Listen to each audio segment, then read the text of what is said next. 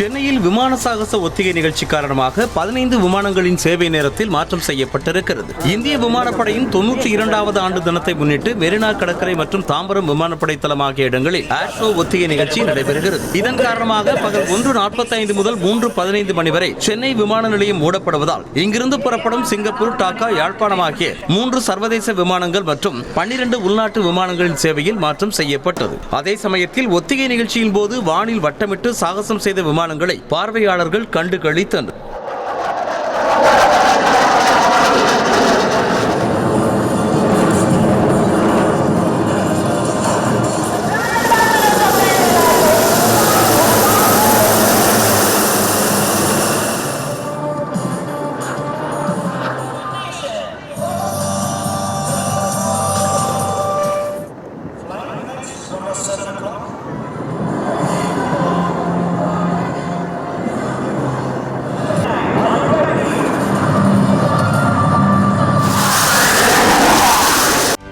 செய்திகளை உடனுக்குடனும் துல்லியமாகவும் தெரிந்து கொள்ள சப்ஸ்கிரைப் பண்ணுங்க.